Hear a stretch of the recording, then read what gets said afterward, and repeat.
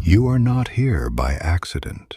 Something inside you, something quieter than conscious thought, something older than any deliberate choice you have ever made, guided you to this precise moment. And by the time you have fully received what is shared here, you will begin to understand exactly why. Perhaps lately you have been sensing something you cannot quite put into words. Not a surface-level frustration, not ordinary doubt, something deeper, a persistent, quiet awareness that the way you have been expressing yourself, in meetings, in conversations, in moments that mattered, has not yet reflected the full weight of what you carry inside. You have had the ideas, you have had the knowledge, but somehow, when the moment arrived, the words didn't land the way they deserved to.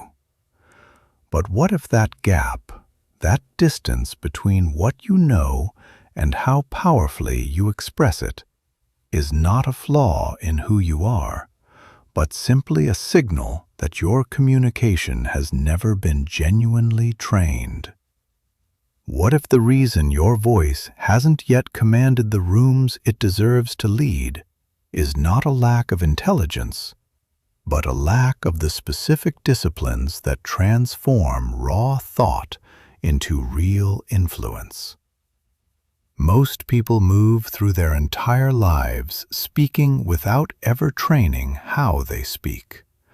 They talk, but they don't lead. They explain, but they don't move people. They fill space, but they never truly command it. But not you. You are here. You chose this. And that choice already tells you something important about the level you are building toward. Today, through this audiobook from Elite Success Audiobooks, you are going to walk through 10 foundational principles that will fundamentally reshape how you think before you speak, how you deliver what you mean, and how you show up in every room that matters. If even 3 of these principles begin working inside you before this audiobook ends, the way people respond to your voice will never be quite the same again. There is a truth most people are not prepared to confront. If others cannot feel clarity, strength, and certainty in your voice, they will not trust you. They will not follow you. They will not move because of you. You can possess exceptional ideas, years of deep experience, and genuine, undeniable value. But if the manner in which you think and the manner in which you express yourself does not reflect that value, the world will never encounter your full potential. It will remain invisible behind imprecise words and unsteady delivery. Most people continue to believe that communication is fundamentally about sounding polished or projecting surface-level confidence. But authentic influence does not emerge from smoothness. It emerges from structured thinking. It emerges from composed authority. It emerges from the deliberate selection of sharp, purposeful words. It emerges from governing your tone, regulating your breath, managing your pacing, calibrating your timing, and knowing with precision exactly when to speak and when to allow silence to work on your behalf. Many fall into the same exhausting pattern, speaking before their thoughts have fully formed, then over-explaining because the first attempt lacked clarity, then piling on additional words because they fear being misunderstood. They talk at length, but without sharpness. They talk frequently, but without moving anyone forward. They speak hoping to be heard, rather than speaking with the deliberate intention to guide and lead. Meanwhile, those who lead communicate differently. They think before they speak. They say less, but say it better. They treat their words like precision instruments, sharp, intentional, necessary. They maintain a composed, steady voice that draws attention without demanding it. They allow silence to function as an active force, and those around them take action not because they feel pressured, but because they feel respect. The distinction between these two modes of communication has nothing to do with raw talent, innate intelligence, or natural-born ability. The distinction rests on four essential pillars: clarity in thinking, authority in tone, precision in language, and timing in delivery. When you genuinely understand and embody these four pillars, every conversation becomes an opportunity to lead. When even one of them is absent, your words immediately lose their gravity. What you are about to receive is not a motivational experience designed merely to feel inspiring in the moment. This is genuine training, a sharpening of the mind, a refinement of your voice, a deliberate reconstruction of how you show up in the world. You will learn how to organize your thinking, how to govern your vocal presence, how to select powerful words, how to manage your emotional frequency, how to architect your message, how to speak in ways that produce movement in others, and how to sense the energy of any room so that your words always arrive at the moment they carry the most weight. Throughout this journey, you will move through 10 essential capacities for thinking, speaking, and influencing at the level of a genuine professional. Each principle offers you a challenge to face, a core truth to internalize, a practical shift to apply, and a final line that lands with the density of something real. You do not need to speak at elevated volume to be heard. You do not need to sound flawless to earn respect. You do not need to perform to build influence. You simply need to think with sharpness, speak with clarity, and arrive with authority. Step into this with calm focus and a genuine willingness to elevate the way you process thought, the way you express yourself, and the way you guide others. Let us begin. Principle 1. Think clearly before you speak. Most people speak before they think, and that single habit quietly dismantles their influence before a single sentence is complete. When your thoughts are scattered, your words become scattered. When your mind holds fog, your message carries that fog into the room. When your ideas are only partially formed, your impact lands only partially, if at all. This principle begins with a truth most people instinctively avoid. You cannot speak clearly until you have learned to think clearly. And clarity is the bedrock of every professional communicator, every effective leader, and every influential voice you have ever genuinely admired. Many people operate under the assumption that communication begins the moment the mouth opens. But in reality, communication begins in the silence before the first word is chosen. It begins in the space where you gather your thoughts, define your intention, and select what genuinely matters. It begins with inner clarity, cultivated long before any sound reaches the air.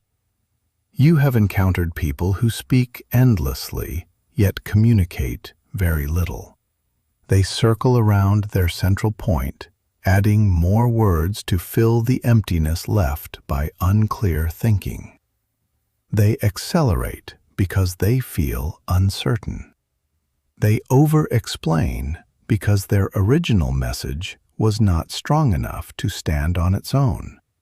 And somewhere inside that spiral, they lose the room entirely. Here is the uncomfortable reality. A lengthy message is not a strong message. A clear message is. Most people do not fail in communication because they lack intelligence. They fail because they are attempting to organize their thoughts at the precise moment they are supposed to be expressing them. The human mind is not engineered to simultaneously think, filter, refine, and deliver with precision. That is precisely why people ramble. That is why they repeat themselves. That is why they consistently sound less assured than they actually are. Clarity is not a talent reserved for a select few. Clarity is a discipline available to everyone willing to practice it. If your mind resembles a disorganized desk covered in unrelated notes, competing thoughts, and emotional residue, your words will mirror that disorder. But when your mental space is ordered, your priority becomes visible, your idea becomes sharp, and your delivery becomes deliberate. Imagine being asked a direct question during an important meeting. Most people experience an internal surge of panic and immediately rush to respond, fearing that even a brief pause will signal unpreparedness. But rushing produces over-talking, excessive explanation, and under-delivery. The person who pauses, even momentarily, gains authority rather than losing it. Because the pause is precisely where clarity lives. The pause is where leadership originates. Exceptional communicators do not speak faster. They speak from a calmer, more organized mental space. They take a breath, locate the essence of their thought, and release the sentence that genuinely matters. And because that sentence is clean and complete, the room listens. Consider your ideas like water. When water is disturbed, it becomes cloudy and difficult to see through. When you allow it to settle, it becomes perfectly transparent. Your thoughts function in exactly the same way. But clarity demands something many people resist: slowing down. Slowing down does not mean thinking less. It means thinking with more precision. It means creating space for your mind to separate what matters from what merely fills time. One of the most transformative skills you can develop is the capacity to filter your thoughts before they become words. Ask yourself what you are genuinely trying to communicate. Remove the excess. Strip away the emotional residue. Locate the core of the message. And then, only then, speak from that center. There is a remarkable transformation that occurs when you speak from clarity rather than from pressure. Your voice steadies itself. Your delivery becomes purposeful. Your ideas land with genuine weight. People lean forward rather than mentally retreating, because every room, every workplace, every conversation, every situation responds to clarity with instinctive respect. Here is a truth that experienced professionals eventually discover. If you cannot express your point in one clean, complete sentence, your mind has not yet finished its thinking. The single sentence is the test. When you can name your idea with simplicity and precision, you have reached true understanding of your own thought. This single-sentence mastery is what distinguishes genuine leaders from people who simply talk a great deal. Clear thinkers can respond to challenging questions with confidence because they understand the essence of their message before they step into the details. They do not conceal themselves behind complexity. They do not fill silence with unnecessary padding. They move directly toward the heart of the idea. And that directness is magnetic. But clarity is not only an intellectual achievement, it is equally an emotional one. Emotional noise is one of the most significant barriers to clear thought. Fear of being evaluated, fear of being wrong, fear of appearing unprepared. These fears push people into over-talking and under-thinking. They accelerate through sentences, desperately hoping that speed will obscure insecurity. But insecurity becomes louder when clarity becomes weaker.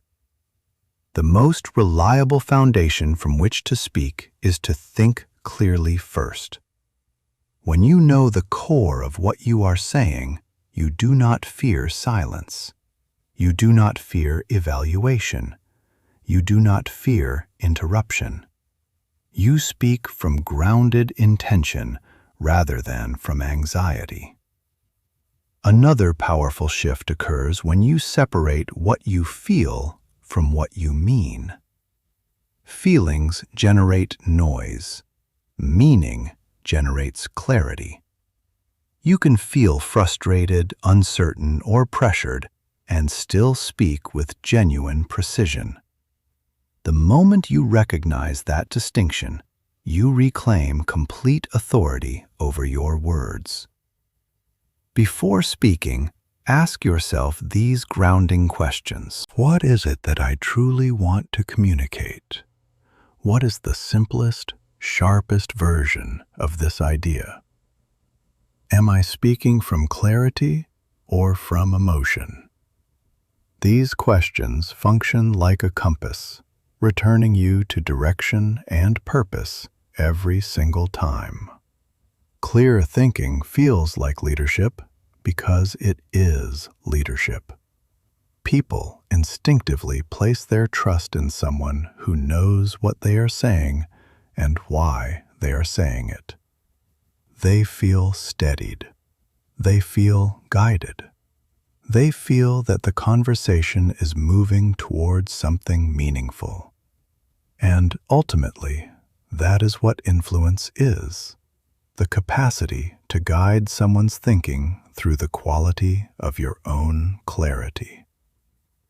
Clarity sharpens your message. Clarity fortifies your presence. Clarity deepens your credibility. Clarity becomes your defining signature. In professional settings, people form impressions rapidly. They determine whether you are confident, capable, prepared, and trustworthy based almost entirely on how clearly you express your thinking. Clarity builds professional credibility. Confusion erodes it. And here is the most liberating truth of this entire principle. Clarity is always trainable. You can develop it every time you speak. You can refine it every time you think. You can strengthen it every time you choose intention over impulse.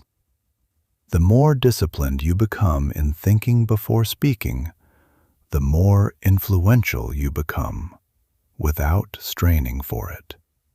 Your words will land with precision. Your ideas will resonate. Your presence will feel stronger. your confidence will become visible. Not because you performed it, but because you earned it through genuine mental discipline. Because clarity is not simply a communication skill. Clarity is a personal identity. Clarity is a way of moving through the world with purpose. Clarity is the origin of all influence. Speak clearly, but first, think clearly. Principle 2. Speak with composed authority. There is a particular quality of voice that causes people to pause and genuinely listen. It is not the loudest voice in the space. It is not the most energetic. It is not the most outwardly charismatic. It is the composed voice, the steady, unhurried voice of someone who leads without needing to push or perform. Composed authority is one of the most formidable communication capacities available in the modern world. Not because it dominates, but because it stabilizes. Not because it intimidates, but because it reassures. Not because it forces attention, but because it naturally and consistently earns it. Most people operate under the assumption that authority is conveyed through volume, speed, or intensity. But intensity without clarity creates pressure, not confidence. And volume without intention generates noise, not leadership. Here is what experienced professionals eventually understand. Authority is not volume. Authority is presence. And presence begins with composure. You have observed people who speak so quickly that they stumble over their own sentences. Their pitch rises, their pace accelerates, and their confidence visibly diminishes in real time. You can sense their anxiety even when their words are technically accurate. The message might be sound, but the delivery renders it fragile. A shaky voice makes even a strong idea sound uncertain. A rushed voice makes even a clear idea sound disorganized. A tense voice makes even a well-reasoned idea sound defensive. But a composed voice, a centered, unhurried voice, transforms everything it touches. A composed voice makes the identical idea sound grounded. The same message sounds credible. The same speaker sounds trustworthy. Because composure signals control. Composure signals confidence. Composure signals someone who is choosing rather than reacting. When your voice is composed, you speak from steadiness rather than urgency. Your breathing deepens. Your pacing settles into a rhythm that allows people to follow. Your tone drops into a register that feels secure rather than strained, and your presence expands without requiring you to force anything. People do not follow the loudest voice in the room. People follow the most stable one. This is especially evident in moments of genuine pressure, presentations, negotiations, conflicts, or high-stakes conversations. When emotional energy rises, most people accelerate, constrict their throats, and over-explain. They speak as though trying to outrun discomfort. But speed through discomfort only amplifies it. Composure does the opposite. Composure absorbs tension. Composure decelerates the moment. Composure communicates to the room that the situation is navigable because you are navigable. and that is influence. Composed authority begins with your breath. Your breath is the foundation of your voice, your tone, your pacing, and your emotional stability. When your breath is shallow, your voice becomes thin and uncertain. When your breath is rushed, your words become rushed. When your breath is unregulated, your entire presence becomes unregulated. But when your breath is steady and deep, everything else aligns. Your tone settles into a grounded register. Your pace finds a confident rhythm. Your thoughts have room to form before they become words. And your presence expands in a way that feels deliberate and commanding. A composed voice communicates one essential message before a single word is spoken. I am in command of myself. And when people sense that, they instinctively extend their trust. Consider the leaders you genuinely admire, in business, in public life, in personal development. They rarely rush. They rarely raise their voices. They rarely allow internal emotional states to leak into their delivery. Instead, they speak at a measured pace with a tone that carries weight without requiring force. That tone is not accidental. That tone is the product of consistent training and deliberate discipline. Composed authority is not about suppressing emotion. It is about governing emotion so that it does not commandeer your message. It is about acknowledging your internal state, the pressure, the anticipation, the discomfort, without allowing it to distort your delivery. Your voice functions as a visible display of your nervous system. When you compose your internal state, your voice reflects that composure. And when your voice reflects composure, the people around you feel steadier, and they trust the person who steadies them. There is profound influence available to the calmest person in a chaotic room. A composed speaker creates space for listeners to absorb meaning. A composed speaker allows words to breathe. A composed speaker deploys silence as a deliberate framing tool rather than as something to be feared. A composed speaker does not fear pauses because pauses communicate authority. The pause is not emptiness. The pause is emphasis. If you rush because silence feels uncomfortable, you forfeit authority. But if you intentionally pause before a key point, you gain gravity. Your words settle. Your presence deepens. Your influence expands. Many people do not recognize this, but composed authority also changes how others feel about themselves while listening to you. When someone speaks with genuine composure, the listener does not feel pressured to respond immediately. They do not feel overwhelmed. They feel respected. They feel that the conversation has room for them as well. And people consistently respect the communicator who creates that kind of emotional safety. One of the clearest indicators of composed authority is the capacity to remain grounded when challenged.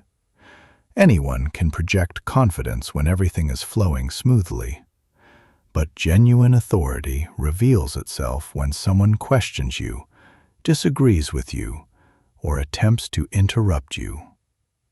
A reactive communicator becomes defensive. A composed communicator becomes more deliberate. They select their words rather than throwing them. They pause just long enough to reestablish control. They respond with clarity rather than with emotion.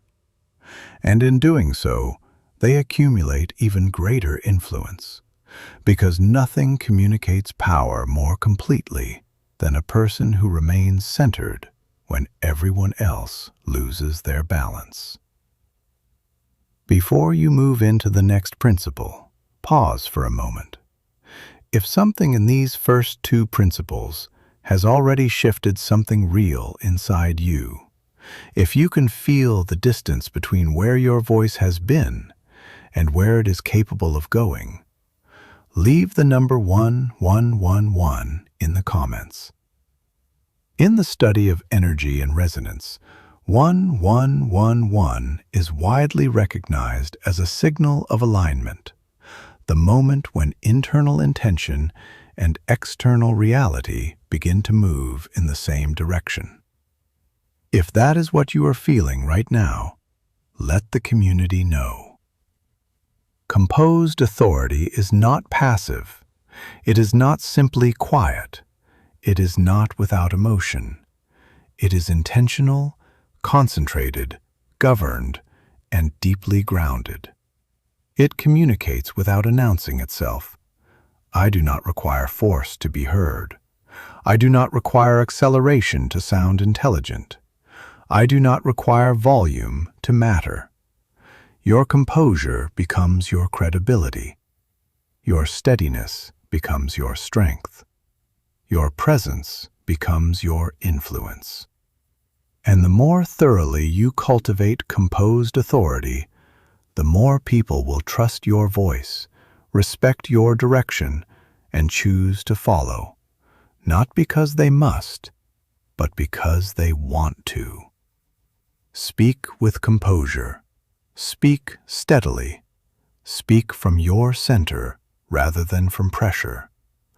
This is how your voice becomes a genuine force. This is how your presence becomes something people remember long after the conversation ends. Principle 3. Use words that carry weight. Words are never neutral. Every word you choose either reinforces your message or diminishes it. Every word either constructs your credibility or quietly erodes it. Every word either moves people forward or leaves them exactly where they were. Most people speak with words that carry almost no weight at all. They populate their sentences with softness, perhaps, sort of, kind of, I guess, basically, I think. They dilute their ideas without ever recognizing what is happening. Their message loses its force before it even reaches the listener. And the most damaging part is that they remain completely unaware that the erosion is occurring. Here is the truth that every strong communicator eventually internalizes. Weak words generate weak influence. Precise, intentional words generate genuine authority. If your words carry no weight, your presence cannot carry authority. People evaluate your confidence directly through the language you select. Your vocabulary becomes the lens through which they measure your credibility. When your words are vague and tentative, your presence feels tentative. When your words are deliberate and sharp, your presence feels powerful. People do not only listen to what you say, they listen to how decisively you say it. Consider someone who consistently says, "I think this might possibly be the right direction for us to consider." Now place that beside someone who says, "Here is the direction we are taking." Identical concept, completely different impact. A message wrapped in uncertainty rarely motivates movement in anyone. A message grounded in clarity naturally commands attention and respect. You can sense the difference without analysis. Weak words signal that the speaker is uncertain of their own ground. Precise words signal that the speaker knows exactly where they stand. Strong communicators do not depend on volume to project confidence. Their authority emerges from word choice. They employ clean, decisive, intentional language. They eliminate verbal clutter. They speak with genuine purpose. Weak communicators conceal themselves behind filler words. Strong communicators replace those fillers with clarity. Your words are the instruments you use to shape thought in others. A dull instrument produces imprecise, effortful work. A sharpened instrument makes powerful, efficient cuts. And your level of influence depends entirely on how refined your verbal instruments are. Imagine a craftsman attempting to complete precise work with a blunted tool. The effort required is enormous, but the result is inconsistent and unimpressive. Now picture the same craftsman with a properly sharpened blade. The identical action becomes smoother, cleaner, and far more commanding. Your words function in precisely this way. Imprecise words force you to work far harder to transmit your point. Deliberate, sharp words deliver the message instantly and leave nothing ambiguous. One of the most common mistakes people make is assuming that adding more words makes their idea more clear. It does not. It only introduces more noise into the message. People do not remember extended explanations. They remember clean, decisive statements. Here is the truth. This is what matters. Here is our next move. The step forward is this. These constructions carry weight because they eliminate doubt. They demonstrate leadership. They demonstrate clarity. They demonstrate that the speaker has already done the thinking, so the listener does not have to. Most people weaken their message because they are genuinely afraid of sounding too direct. They are afraid of being evaluated. They are afraid of committing to a position. So they bury their message beneath successive layers of soft, apologetic language. And the more they soften, the more invisible they become. But here is what the most effective communicators understand. Directness is not aggression. Directness is clarity. And clarity is a gift. People do not want you to wander. They do not want you to pad and soften everything you say. They want to understand you clearly and completely. Precise words make that understanding possible. When your message is clear, people know exactly how to respond. When your message is vague, people feel confused and uncertain. And confusion kills action. Clarity creates it. This is precisely why strong communicators remove filler words from their speech. Filler words are verbal crutches. They allow you to stand, but they prevent you from walking with genuine strength. When you remove those crutches, your message stands with its own authority. Your voice becomes cleaner. Your presence becomes more grounded and substantial. Powerful communication is not about employing an elaborate or sophisticated vocabulary. It is about employing an intentional vocabulary. It is about selecting the words that transmit meaning with precision. Your message becomes sharper when your sentences become more focused. Your message becomes stronger when you remove what does not serve it. Your message becomes cleaner when every word earns its place. But there is a deeper reason why the words you choose matter so profoundly. Your language actively shapes your identity. When you speak with uncertainty long enough, you begin to think uncertain thoughts. When you habitually say, "I guess," you begin to second-guess yourself as a matter of course. When you consistently say, "maybe," you gradually become someone defined by hesitation. Your words shape your behavior far more deeply than most people ever recognize. But the reverse is equally true. When you speak with conviction, you begin to think with conviction. When your words are clear, your decisions become clear. When your language becomes sharper, your confidence follows it upward. Your vocabulary is the thermostat of your personal power. Elevate the language, and you elevate the identity.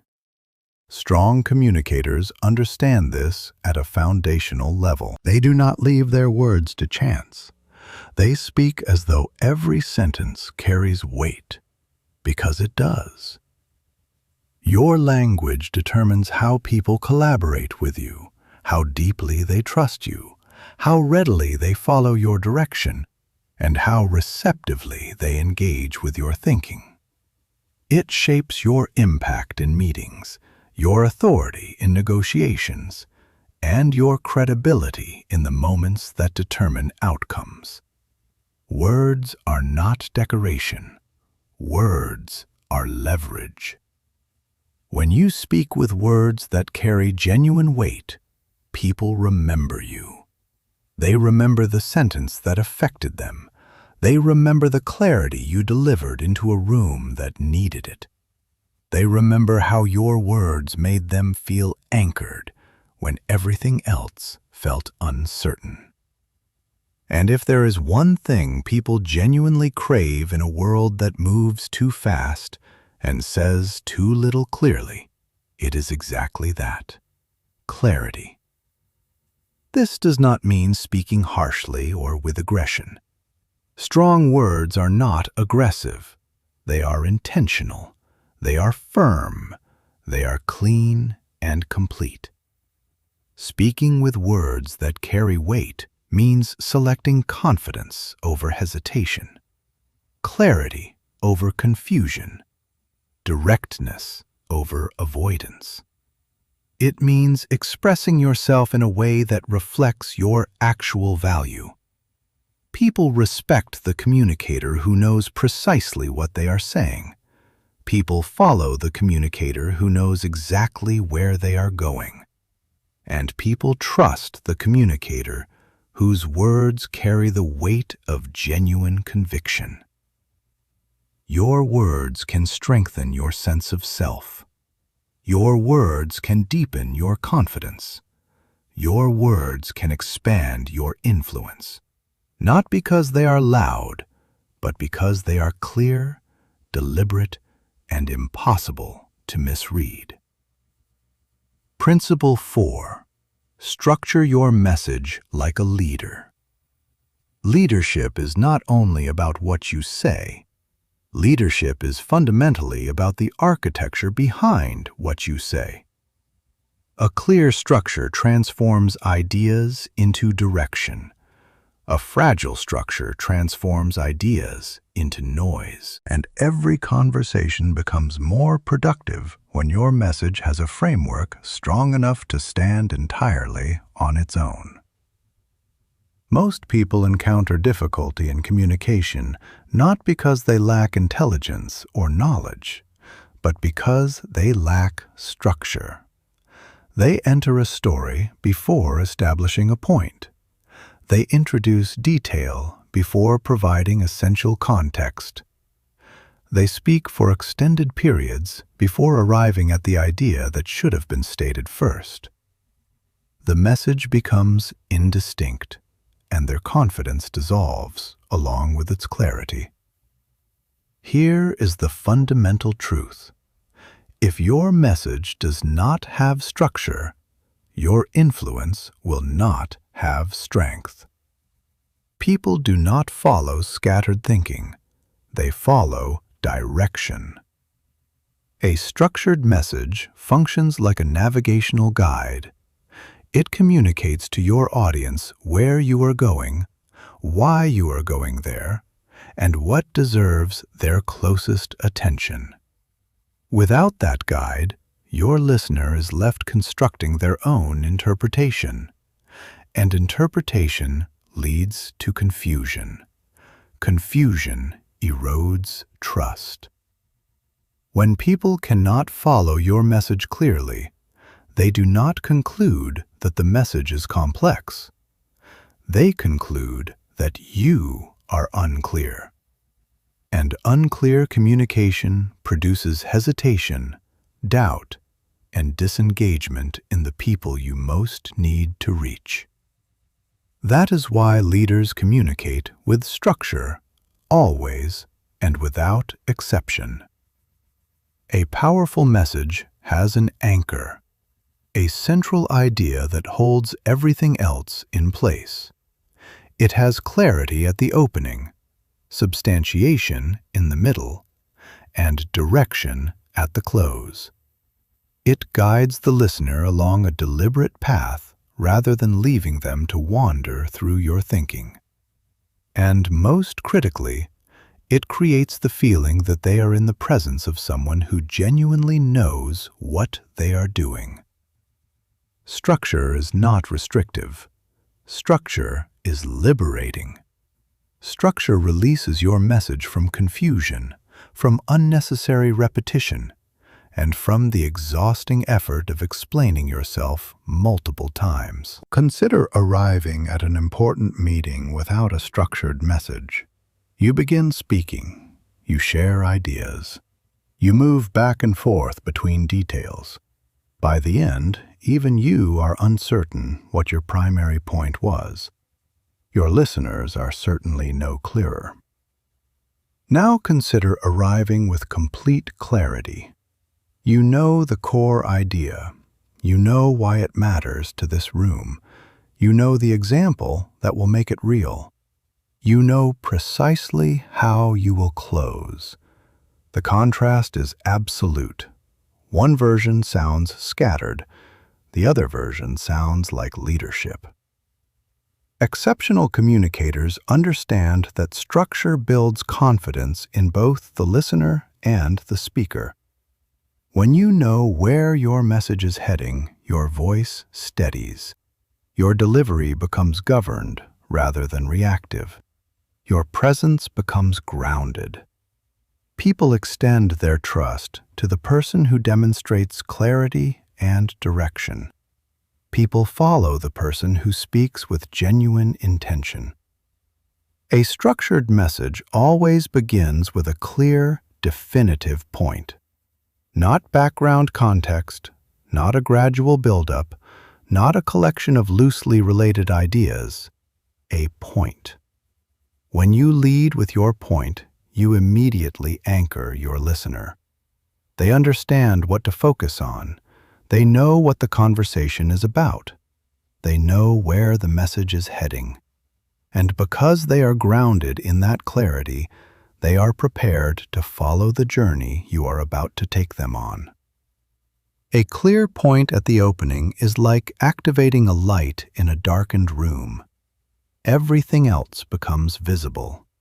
Everything else becomes accessible. Once your point is established, the next movement is support, the context, the evidence, the reasoning that validates what you have asserted. Support is what transforms your message from opinion into authority. It is what converts a simple statement into a compelling and trustworthy position. People do not simply want to know what you believe. They want to understand why you believe it with such conviction. But the key to powerful support is discipline and restraint. Too many examples dilute the central message. Too many supporting details overwhelm the listener rather than illuminating the idea. A strong communicator provides exactly enough support to make the point unmistakable, not so much that the point drowns inside it. After the point and the support comes something most people forget entirely: the intentional pause. The pause is what locks the message into the listener's awareness. It provides the listener with a moment to genuinely absorb what has been shared. It adds weight, seriousness, and unmistakable intention. And it signals that what you just communicated matters enough to be given space. A message delivered without intentional pauses feels rushed and underprepared. A message delivered with deliberate pauses feels meaningful and grounded. Finally, strong communicators close with direction. Direction communicates to the listener what should happen next. It transforms understanding into movement. It carries people from awareness into action, and it prevents your message from simply evaporating after the conversation ends. Direction is leadership in its most fundamental form. When you clearly articulate the next step, you are not being controlling. You are being clear. You are being responsible. You are being the person who takes a conversation and transforms it into measurable progress. A message without direction leaves people uncertain. A message with direction leaves people equipped and empowered. This complete structure, point, support, pause, direction, appears simple because it genuinely is. And simplicity is the foundation of powerful communication. The most effective communicators in the world are not complicated. They are disciplined. They know what to say, why they are saying it, how they will deliver the landing point, and what happens after it lands. If you want your communication to feel genuinely powerful, give it structure. If you want your message to land with more force, give it structure. If you want people to act, decide, trust, and follow, give them a message that guides them step by clear step. Principle 5. Speak to make people move. Understanding is not the same as action. Agreement is not the same as changed behavior. Nodding is not the same as genuine commitment. And if your words do not move people forward, you are not influencing. You are simply occupying space with sound. This is one of the most consequential misunderstandings in the entire field of communication. People believe that clarity alone is sufficient. But clarity without action is an incomplete message. You have witnessed this dynamic. Someone presents a compelling idea. The room nods in collective agreement. Everyone acknowledges it sounds intelligent and important. And then, nothing changes. Ideas do not fail because they lack merit. Ideas fail because they never convert into movement.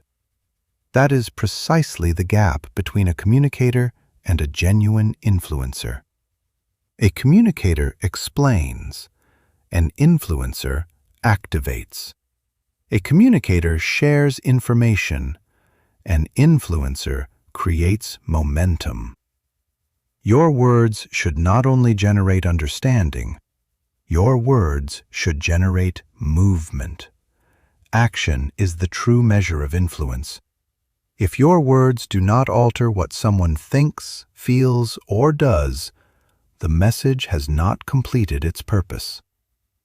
Most people do not speak with the intention of creating action.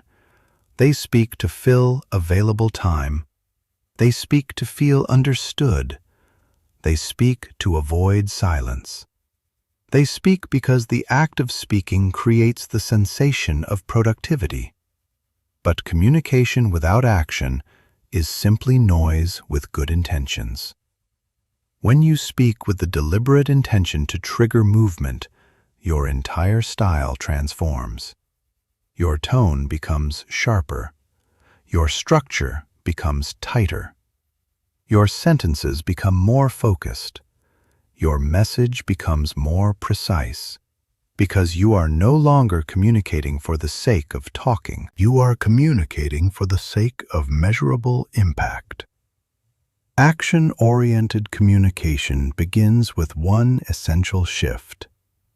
You must know with complete specificity what you want people to do. Not generally consider, not think about when convenient, not take under advisement, but do something concrete and specific.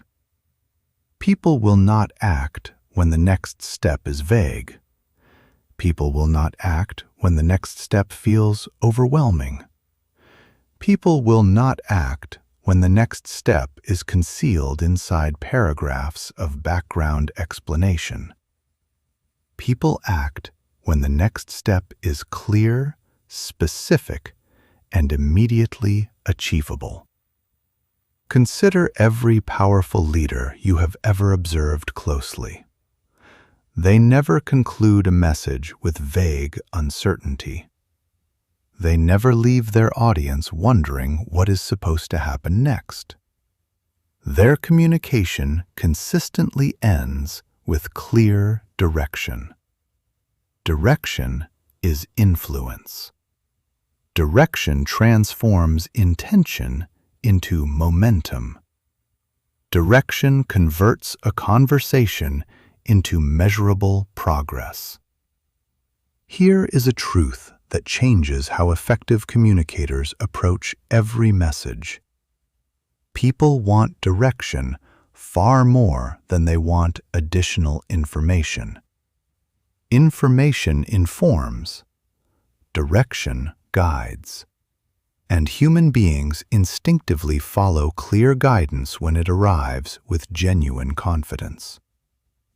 This is not about control. This is about clarity. The clearer your direction, the more naturally people align with it. Unclear communication creates hesitation and paralysis.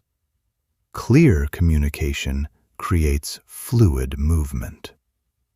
Most people hesitate because the next step feels too significant to take alone. The art of leadership communication is the practice of reducing the step until it feels genuinely possible.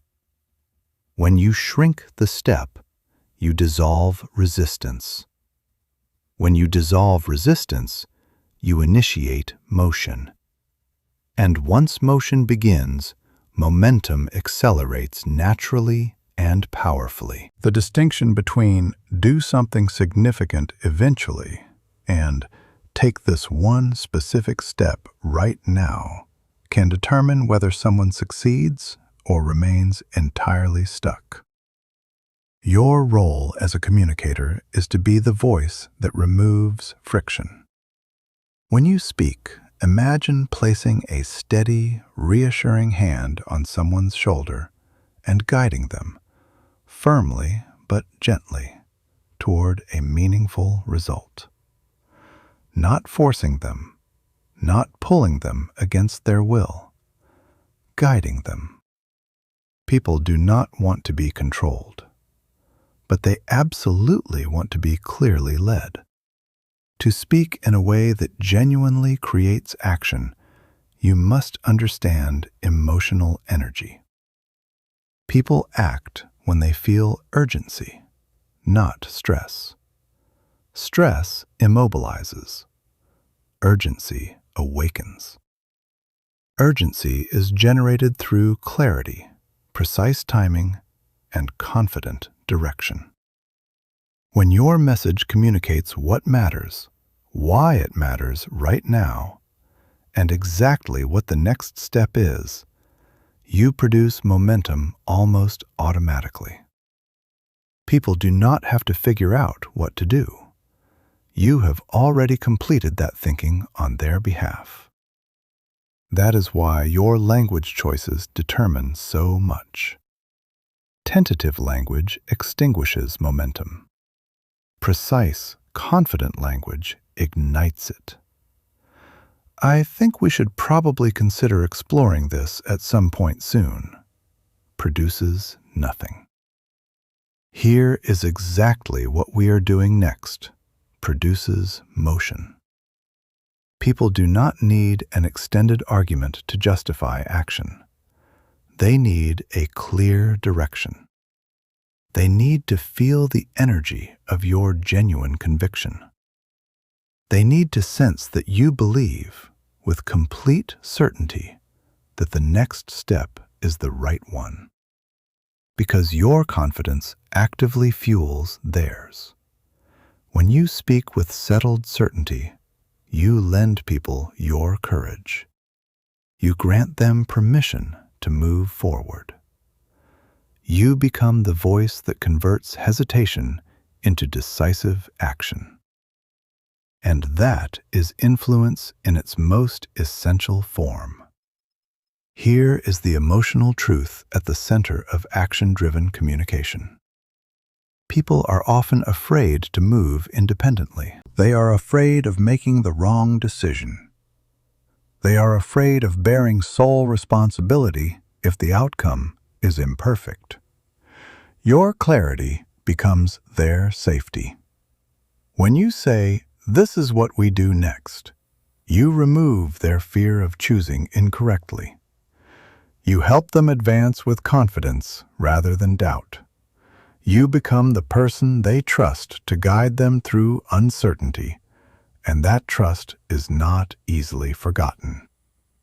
Leave the number 444 in the comments right now if these principles are beginning to reshape something real in the way you think about your own voice. In the language of resonance and energy, 444 represents the steady foundation from which real, lasting growth becomes possible. The bedrock beneath every genuine breakthrough. If that is what this feels like for you, make it visible. Speak with the deliberate intention to produce movement. Close every message with direction. Make the next step unmistakably clear.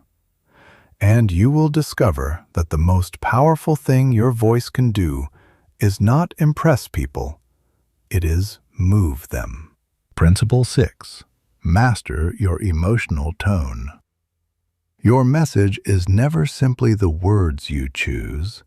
Your message is the emotional frequency wrapped inside those words.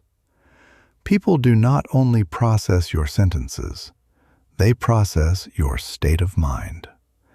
And nothing exposes your internal emotional condition faster or more completely than your tone. Tone is the truth operating beneath the surface of your language. Tone reveals whether you are grounded or overwhelmed. Tone exposes whether you are centered or scattered. Tone communicates to people whether they should extend their trust or quietly question everything you are saying. Tone is your emotional signature, present in every word, whether you are aware of it or not. Most people lose influence not because they said the wrong thing, but because they said the right thing with the wrong emotional frequency. A defensive tone makes an intelligent message sound insecure. A rushed tone makes a significant message sound careless and underprepared. A tense tone makes a reasonable idea sound hostile rather than grounded. Tone sculpts perception before logic ever has an opportunity to speak. And here is the truth that many communicators genuinely resist accepting. You can say everything technically correct and still fail completely if your tone betrays you. Emotional tone is the bridge between your intention and the actual impact your words create. If that bridge is unstable and unregulated, even your best message collapses before it reaches the other side. If that bridge is steady and controlled, your message arrives with its full weight intact. That is precisely why mastering your emotional tone is not optional for anyone who intends to lead and influence at a meaningful level. Your nervous system largely governs your tone. When you are under stress, your voice constricts. When you are anxious, your pitch rises involuntarily. When frustration takes hold, your rhythm becomes sharp and compressed. When insecurity is present, your sentences trail away rather than landing with confidence and finality. Your voice broadcasts your emotional reality whether or not you have chosen to share it. This is why maintaining genuine emotional groundedness is not a luxury. It is a foundational requirement for consistent influence. You cannot deliver a stable message from an unstable internal state. Your tone will always reveal what you are attempting to conceal. It will expose whether you feel strong or fragile, whether you feel centered or pulled in multiple directions at once. To genuinely master your tone, you must first master your emotional state. A composed mind produces a composed tone. A composed tone generates trust, and trust generates influence in a way that cannot be forced or manufactured. The objective is not to eliminate emotion from your communication. The objective is to govern emotion, to direct it rather than being directed by it. Emotion is extraordinarily powerful when it is channeled with intention. It becomes destructive only when it is allowed to operate without awareness or governance. Consider someone whose presence you genuinely admire and respect. They do not rush when they speak. They do not sound reactive or rattled under pressure. Their tone remains grounded even when the situation around them is not. Their emotional steadiness is not the result of fortunate circumstances. It is the result of consistent, deliberate practice. You can sense the difference between these two modes of communication immediately and instinctively. A reactive communicator elevates the tension in any room they enter. A grounded communicator stabilizes it. People instinctively place their trust in the person who remains composed when everyone else around them is losing their footing. To master your tone, you must first understand precisely where tone originates. Tone emerges from your breathing, your pacing, your physical tension, and the quality of your internal dialogue. If your breath is shallow and restricted, your tone will be thin and uncertain. If your muscles carry tension, your tone will sound tight and constricted.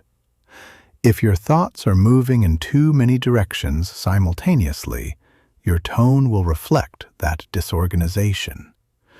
Your internal world becomes your external sound, without exception and without delay.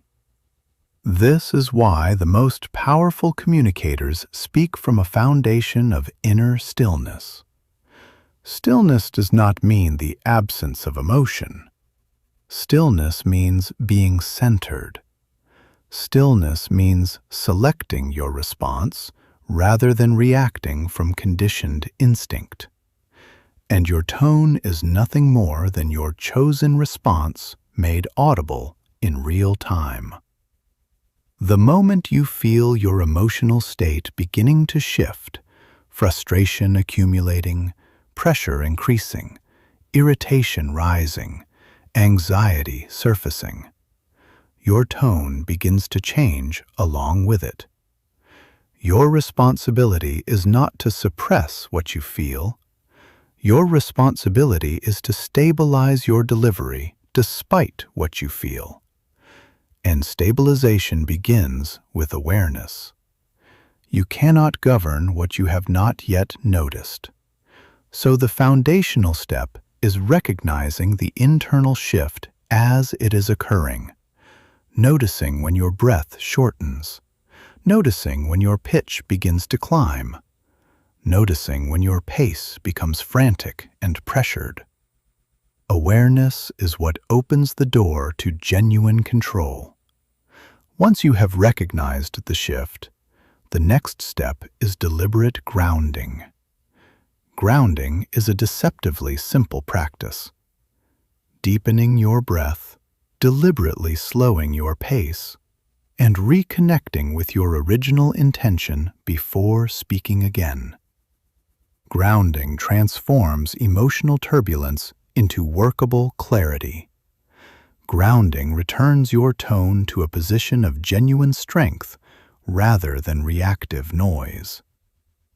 Here is something most people do not fully appreciate until they experience it directly. A measured, unhurried tone consistently sounds more authoritative than a fast, high-energy one. Speed communicates anxiety to the listener's nervous system. Stability communicates authority.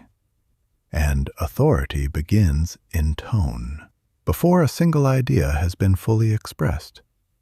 A composed tone makes even a difficult message easier to receive with openness. A composed tone makes even a necessary correction feel respectful rather than punishing. A composed tone makes even a significant disagreement feel productive rather than threatening. When your tone is steady, your message feels safe. And safety is one of the most powerful conditions for genuine influence. People move toward the voice that creates emotional safety in them. In moments of elevated pressure, people search instinctively for emotional anchors. If your tone rises with the tension in the room, you become part of the problem rather than part of the resolution. If your tone remains low, steady, and deliberate, you become the stabilizing force the room was searching for. A steady tone is leadership expressed as sound. Mastering your tone also demands the practice of emotional separation, the capacity to detach the message from the emotions surrounding it without losing your authenticity. You can feel frustrated and still speak with genuine composure. You can feel disappointed and still communicate with precision and care. You can feel challenged and still deliver your message with full control. The ability to separate your emotional experience from your vocal delivery is the unmistakable mark of mature, developed communication. People extend deep respect to the communicator who speaks with measured strength, even when the moment is genuinely difficult. They respect the person who refuses to allow emotion to take ownership of their message. They respect the person who holds their tone steady when everyone else has lost theirs. Tone is not merely how you sound. Tone is who you are while you are speaking. Your tone communicates, I am grounded, I am composed, I am not destabilized by this moment. I am in full command of myself. And the instant people sense that, at a level beneath conscious analysis, they extend their trust to you far more readily and completely. Tone is credibility made audible. Tone is presence made perceptible. Tone is character expressed through sound. When you master your emotional tone, Your communication transforms at every level. Your message becomes cleaner. Your leadership becomes more substantial. Your influence rises naturally and sustainably.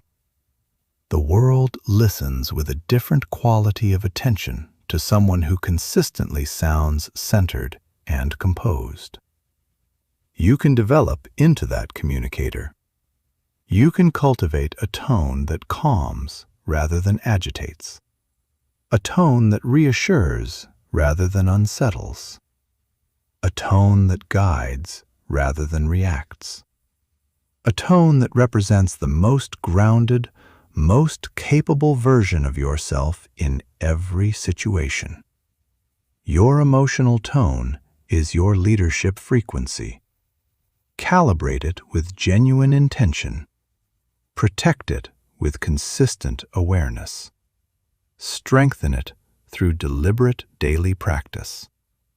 When your tone is steady and composed, your presence becomes undeniable. And when your presence is undeniable, your influence operates almost effortlessly. Master your emotional tone, and you master the room long before the first word has left your mouth. Principle 7. Build trust through precision and honesty. Trust is the foundational currency of all influence. Without trust, your words carry no weight. Without trust, your ideas fail to take root regardless of their merit. Without trust, no degree of charisma, demonstrated intelligence, or surface-level confidence will move people in any meaningful or lasting direction. Trust is the bedrock on which every message stands or falls. And trust is constructed, or irreparably damaged, through two specific qualities: precision and honesty. You do not earn trust by sounding polished and impressive. You earn trust by sounding real and grounded. People crave clarity, not performance. They want truth, not carefully constructed presentation. They want precision, not noise and elaboration. Here is the fundamental reality of human communication. People trust you when your words accurately reflect your actual reality. Not when you make sweeping claims, not when you exaggerate for effect, not when you perform confidence you do not genuinely feel. They trust you when your language is precise, grounded in evidence, and consistent over time. Precision is not coldness. Precision is a form of deep respect. It communicates to your listener, "I am not here to consume your time carelessly. I know what I am saying. You can rely on what you are hearing." Honesty, meanwhile, is the structural backbone of lasting credibility. Honesty says, "Here is what I know with confidence. Here is what I am still learning. Here is the truth, even when it is not the most comfortable thing to communicate." Honesty is not about harsh or blunt delivery. It is about transparent intention.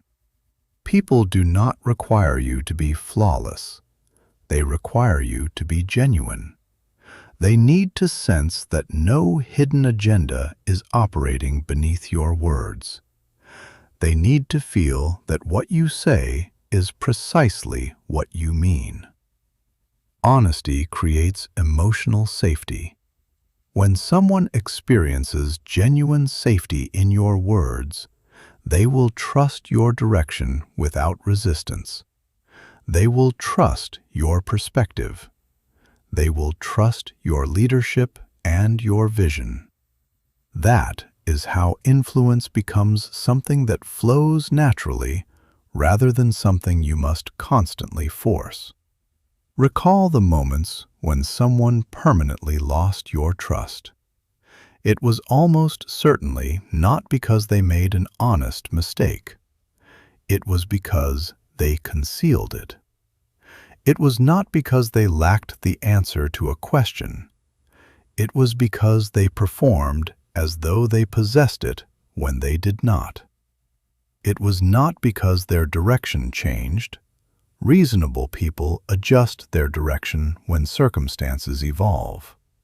It was because they refused to acknowledge why. Absence of honesty destroys trust with a speed and completeness that no amount of later performance can fully repair. Now recall the moments when someone gained your trust almost instantly. They were likely direct without being harsh. They were steady without being rigid. They did not oversell their position. They did not coat the truth in layers of careful softening. They simply communicated reality in a clear, measured, and respectful way. That is precision. That is integrity. That is the native language of genuine leadership. Here is a principle that will immediately elevate the quality of every communication you deliver. Say only what you can genuinely stand behind. Do not promise outcomes you cannot control. Do not speak in absolutes when your honest experience includes real uncertainty. Do not amplify your message to manufacture an impression of greater confidence than you actually possess. Precision is power. Exaggeration is its opposite, and people detect it immediately at an almost instinctive level. Exaggeration creates distance where closeness was possible. It introduces suspicion where trust was beginning to form. Once that bond develops even a small fracture, restoring it requires far more effort than maintaining it would have demanded. Trust expands when your message remains anchored in genuine reality. Precise language reveals discipline and self-awareness. Imprecise, inflated language reveals guessing and insecurity. People do not align with guesses. They align with clarity. One of the most powerfully trust-building phrases available in any language is deceptively understated. I do not know. It sounds minimal, but it carries extraordinary credibility because it communicates something essential to the listener. This person tells the truth, even when the truth is less impressive than an invented answer would be. This person will not fabricate certainty they do not possess. I can trust everything else they tell me. Honesty does not diminish your influence. Honesty deepens it in ways that no performance ever could. When you openly acknowledge the boundaries of your current knowledge, people believe you with greater conviction when you speak about what you do know thoroughly. Your credibility rises. Your authority strengthens. Your presence feels more authentic and fully grounded in reality. Precision also expresses itself in the degree of specificity you bring to your language. Vague statements feel slippery and untrustworthy. Specific, concrete statements feel solid and reliable. Specificity creates the sensation of safety because the listener knows precisely what you mean and what you are committing to. Vagueness leaves people filling in gaps with their own assumptions, and those assumptions are rarely in your favor. People do not want to interpret your message. They want to understand it completely and immediately. Precision accomplishes that. Specificity accomplishes that. Honesty accomplishes that. When you communicate with genuine precision, your ideas become concrete and tangible. You dissolve the fog. You eliminate the guesswork. You remove the emotional uncertainty that makes people hesitate. You make everything feel cleaner and more navigable. And clean communication is trusted communication. Consider your language like a formal agreement. If the agreement is filled with ambiguous language, no one feels genuinely protected by it.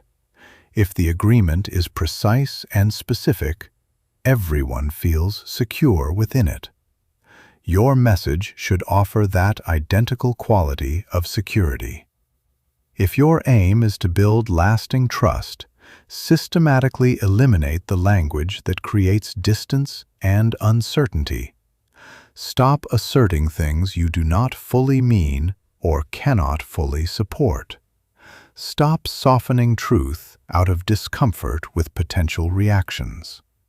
Stop offering partial answers that leave the most important questions unaddressed. People do not trust the performance. They trust the humanity. Precision does not mean speaking sharply or without warmth. It means communicating accurately and with genuine intentionality. It means expressing yourself clearly without unnecessary embellishment. Honesty does not mean blunt aggression or disregard for how your words land. It means respectful transparency. It means acknowledging reality as it genuinely exists, even when reality is imperfect. There is a particular quality of strength in honesty that people register immediately and often without being able to articulate exactly what they are sensing. It is quiet. It is composed. It is steady.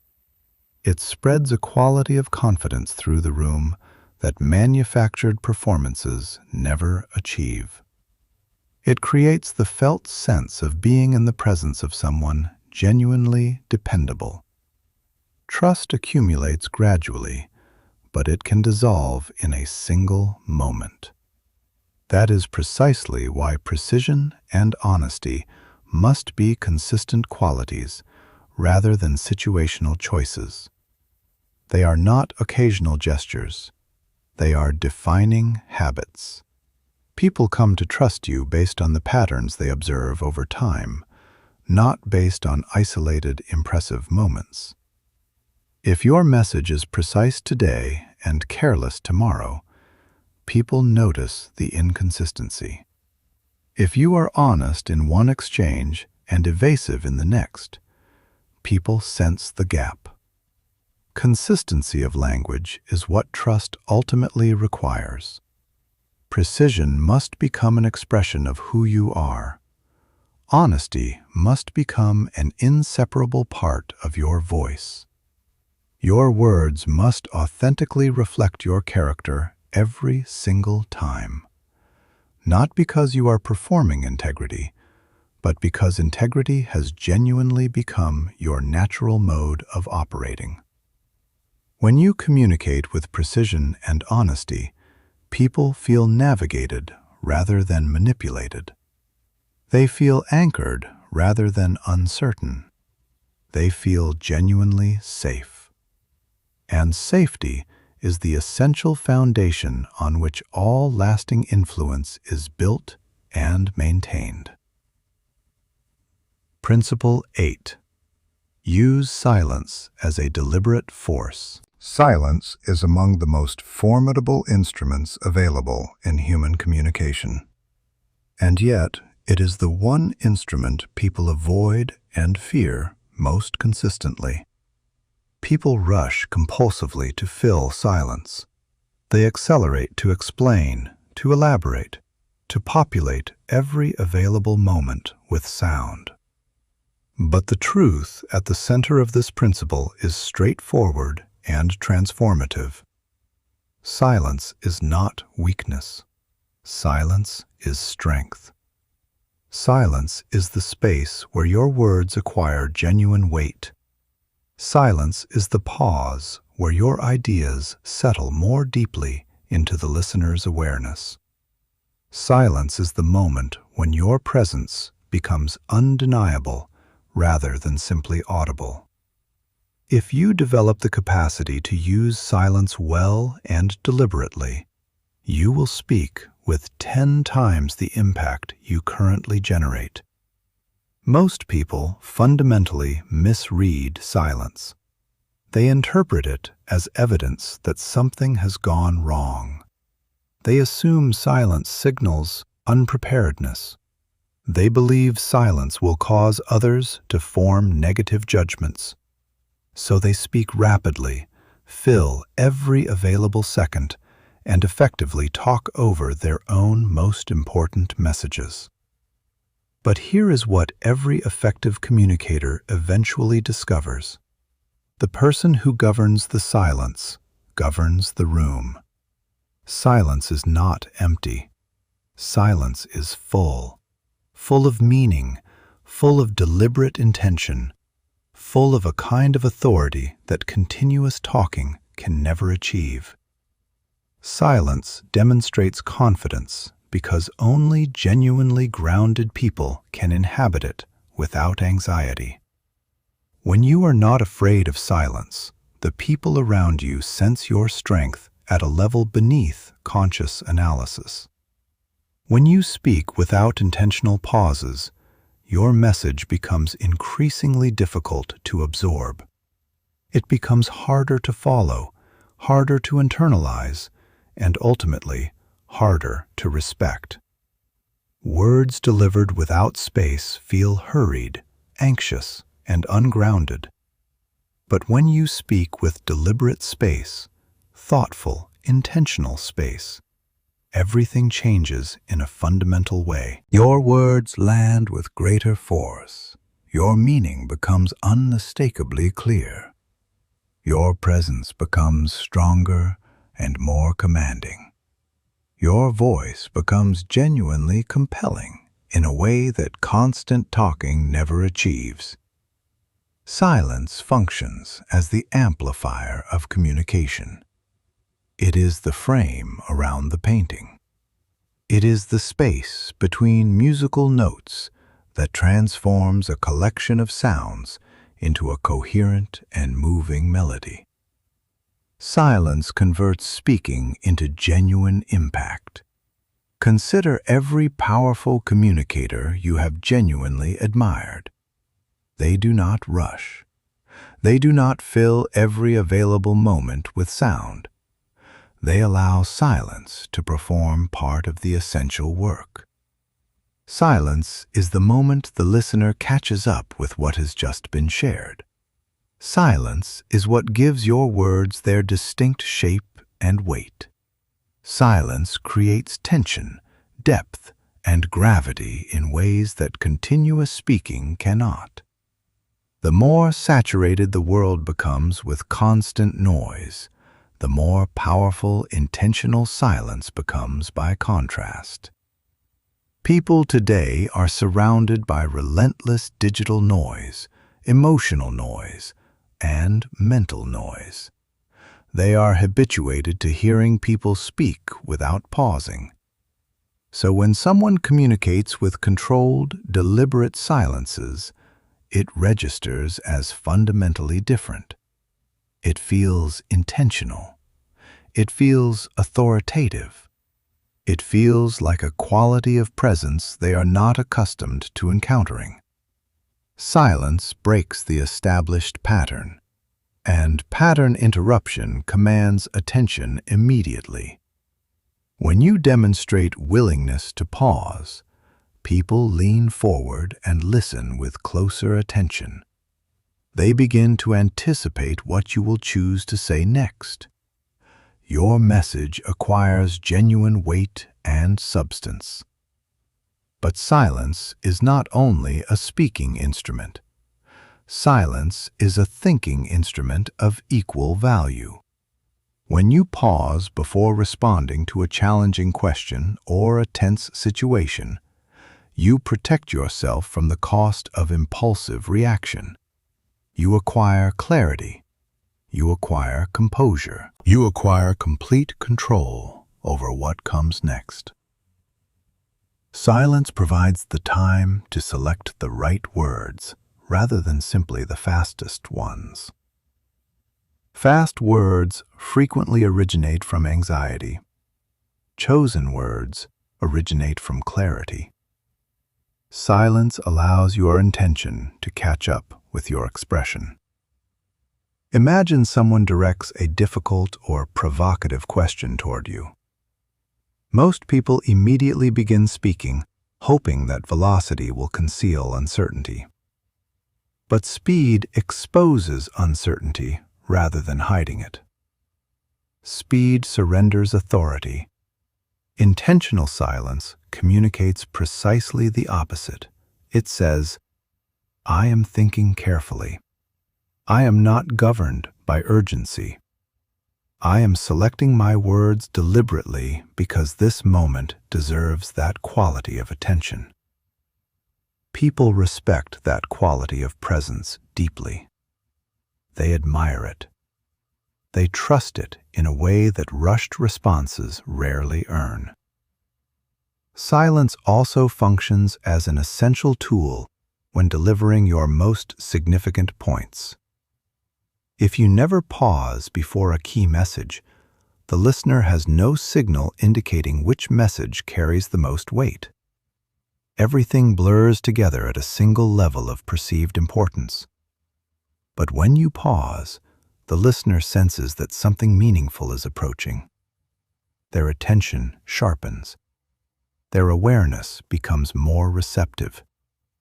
And when you deliver the line, it lands with the density of something undeniable. A pause before a critical point creates genuine anticipation. A pause following the point creates lasting impact.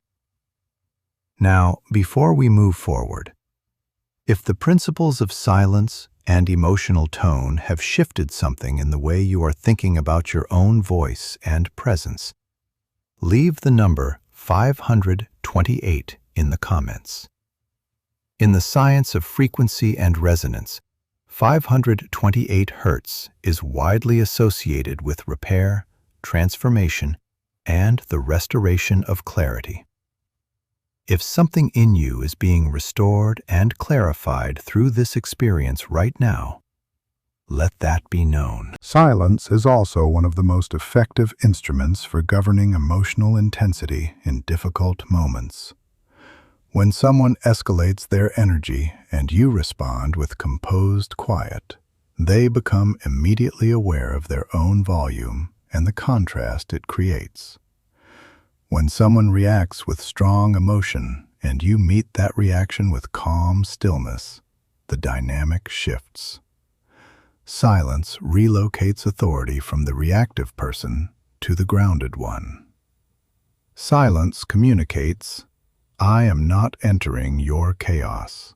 I am choosing the pace of this interaction.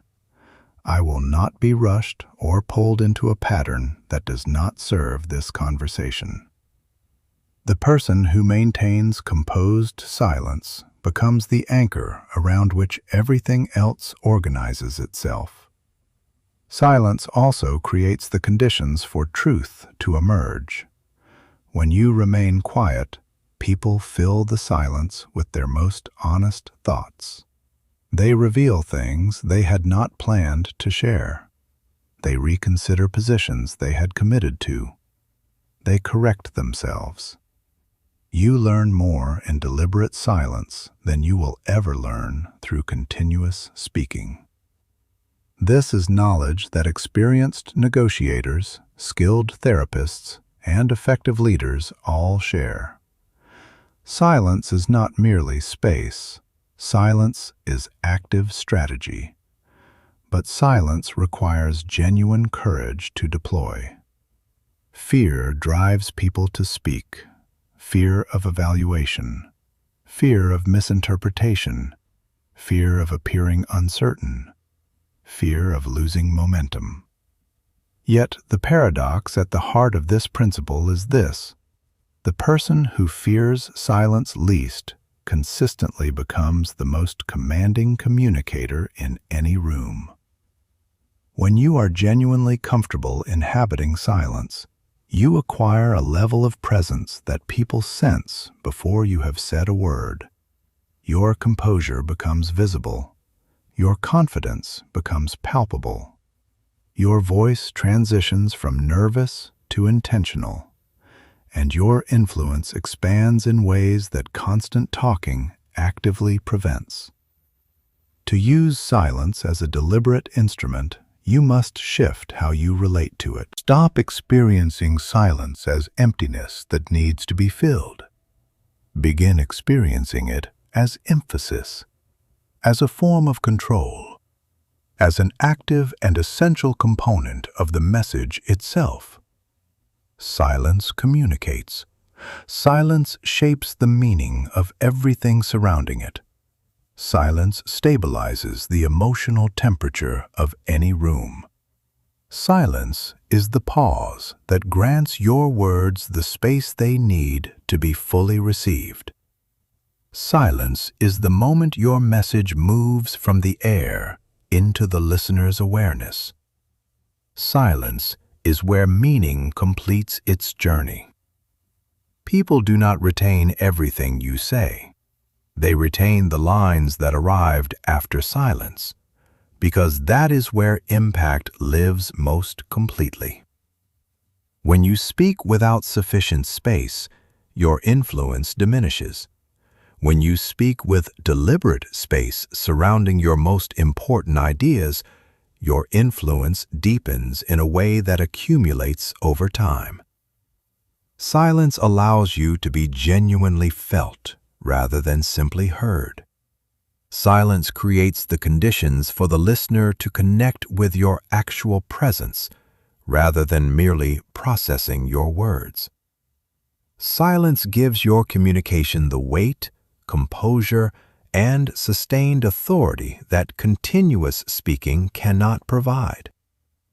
If your speaking feels rushed, introduce silence.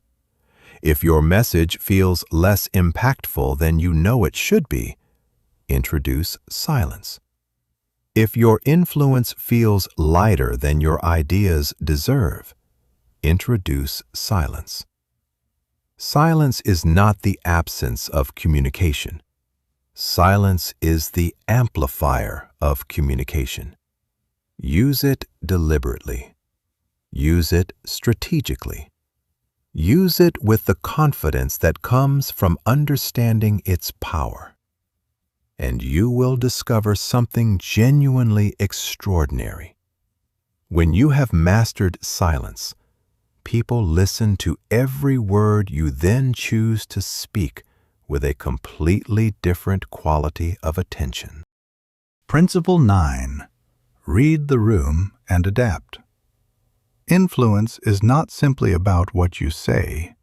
Influence is fundamentally about whether you say it at the right moment, delivered in the right manner, aligned with the right energy. You can construct the most precise sentence of your life, but if the room is not prepared to receive it, it will dissolve into the air without leaving a mark. Timing has the power to elevate your message into something unforgettable, or to render it completely invisible. The energy of the room can amplify your influence beyond what your words alone could accomplish, or silence it entirely before you have finished speaking. The capacity to genuinely read the room is what separates competent communicators from truly unforgettable ones. It is the distinction between speaking to people and speaking with them. It is the difference between delivering a message and actually landing one. It is the difference between forcing influence through sheer persistence and embodying influence so naturally that people move toward you without being pushed. Here is a truth that many people never genuinely learn, despite years of experience in rooms full of other people. You cannot effectively lead a room you have not first taken the time to feel. When you ignore the energy of the room, your message becomes disconnected from the people it was meant to reach. When you misread the room, your message becomes inappropriate for the moment, even if its content is excellent. When you attempt to overpower the room with the force of your delivery alone, your message becomes unwanted rather than welcomed. But when you genuinely attune yourself to the room, its energy, its pace, its emotional temperature, the unspoken concerns moving beneath the surface, your message becomes aligned. And alignment is the foundation of genuine influence. Every room carries a distinct emotional climate. Some rooms feel tense with unresolved conflict. Some feel genuinely open and receptive. Some carry an undercurrent of impatience. Some carry the weight of boredom or disengagement. Some are thick with skepticism that has not yet been expressed in words. Most communicators register none of these signals. They deliver their pre-constructed message like a recording that plays regardless of what the actual audience is experiencing. But leadership demands responsiveness to what is actually present, not the execution of a routine that ignores reality entirely. To genuinely read a room, you must make a fundamental shift in your internal orientation. You must move from the question, "How do I sound?" to the far more powerful question, "What do they feel right now?" Their physical posture answers part of that question. Their eyes answer more of it. The quality of their silence tells you things that words never will. The energy they carry when they first enter a space tells you what they brought with them before you said a single word. People communicate with their bodies in a language that is older and more honest than anything they express verbally. When you enter any room, develop the practice of observing before you participate. Notice where people position themselves in relation to each other. Notice how they breathe, whether their breathing is shallow and constricted or open and relaxed. Notice the quality of their engagement, whether their attention is genuinely present or merely performing presence while the mind is elsewhere. Notice whether their posture is open and receptive or closed and protective. These signals communicate more truth about the actual condition of the room than anything the participants might consciously choose to say. Reading the room is not the mystical act of reading minds. It is disciplined awareness. It is observation practiced with genuine intention. It is emotional intelligence translated into real-time, responsive action. It is the developed ability to sense precisely when to advance and when to ease back, when to press forward with conviction, and when to allow space for the room to breathe and settle. Some rooms require elevated energy and conviction.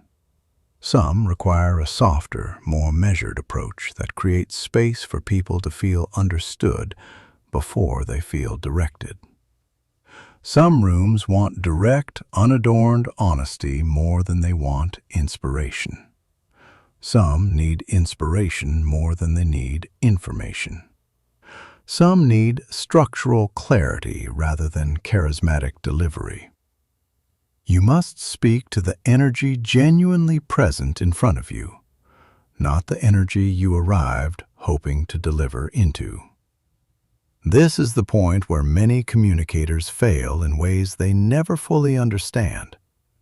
They commit rigidly to their original plan, even when the moment is clearly calling for something fundamentally different. But genuine influence does not emerge from faithful adherence to a predetermined script. Influence emerges from the capacity to respond to what is actually real in the present moment. When you sense the room's attention beginning to drift, your message requires a shift. Slower, perhaps, or sharper, or more direct, or more concrete. When you sense the room tightening with unspoken tension, the topic requires grounding and acknowledgement before intensity can be applied. When you sense the room carrying genuine energy and enthusiasm, your role is to meet and amplify that momentum rather than flatten it with unnecessary caution. When you sense the room holding uncertainty, your message requires more clarity and more reassurance, not more information piled on top of existing confusion. The room consistently shows you exactly what it needs, if you are paying attention with enough stillness and genuine humility to receive that information. Exceptional communicators do not fight the energy of the room, they move with it. They adjust their tone, their pacing, their volume, or their entire approach to align with what the people in front of them actually need in this specific moment. Adaptation is not a sign of weakness or inconsistency. Adaptation is the highest expression of communicative mastery. Consider the analogy of surfing. You do not control the wave. You develop the skill to read the wave and move with the energy that already exists within it. Attempt to push against the wave with force, and you will be overwhelmed and displaced. Move with it in skilled alignment, and you achieve something that appears effortless to everyone watching. The same principle governs influence in every room you enter. When you speak into a resistant room with force and aggression, resistance intensifies and solidifies. When you speak into a resistant room with awareness and genuine acknowledgement, resistance begins to soften and dissolve. People rarely reject your message because it is wrong. People reject your message because they do not yet feel understood by the person delivering it. Reading the room makes people feel genuinely seen, which is one of the deepest human needs operating in every conversation and every meeting and every interaction. Adapting your approach in response to what you observe makes people feel authentically respected. When people feel respected, they open. When they open, they listen with real receptivity. And when they truly listen, you can lead them somewhere meaningful. There will be moments in your communication life when the room shifts suddenly and without warning. The energy rises unexpectedly, drops, tightens around a point of tension, or divides itself between competing emotional responses. Most communicators either ignore these shifts entirely or become visibly unsettled by them. Genuinely powerful communicators adjust in real time without breaking their composed presence. If the room falls into unexpected quiet, slow your pace and create more space. If the room becomes restless and distracted, tighten your message and sharpen your direction. If the room becomes emotionally activated, soften your tone before reestablishing your point. If the room finds genuine energy and enthusiasm, amplify your conviction to meet and honor that momentum. Reading the room in real time is responsiveness elevated to its highest form. Sometimes the room needs you to step forward and take clear control. Sometimes the room needs you to step back, take a breath, and allow the space to settle before you speak again. Sometimes clarity is the gift the room is waiting for. Sometimes connection, genuine human connection, is what the room needs far more than any cleverly constructed argument. Sometimes silence is the most powerful thing you can offer a room that has been overwhelmed with too many words already.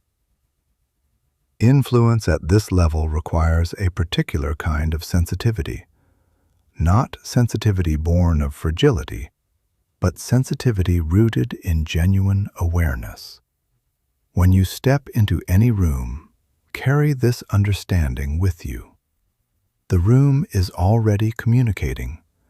It has been communicating since before you arrived. Your first responsibility is to listen, not to words, but to energy, to the emotional undercurrent, to the unspoken atmosphere that tells you more about what is needed than any briefing document ever could. The most exceptional communicators are not always the most gifted speakers in a technical sense. They are the most attuned listeners in the deepest sense. Listeners not of words alone, but of energy, of emotional dynamics, of the invisible forces that shape how people feel in a shared space.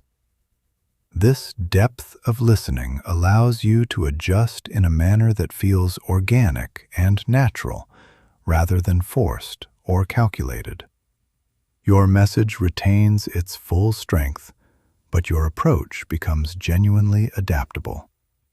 Your presence remains completely steady, but your strategy becomes fluid in response to what reality actually demands. People place their deepest trust in the communicator who meets them where they genuinely are, not where the communicator wished they were, not where a script assumed they would be, but where they actually are in this moment. There is a profound shift that occurs when you read the room with real skill. People begin to feel that you are speaking directly to them, not at them, not over them, not past them. They feel understood before the next sentence has even arrived. They feel aligned with your presence rather than managed by it. They feel safe inside your leadership rather than pressured by it. And that quality of felt safety and alignment is precisely where genuine influence is born and sustained. Reading the room also serves as a powerful protective mechanism. Many unnecessary conflicts begin because someone pressed too hard at precisely the wrong moment. Many misunderstandings take root because someone failed to sense the discomfort that was clearly present and adjust accordingly.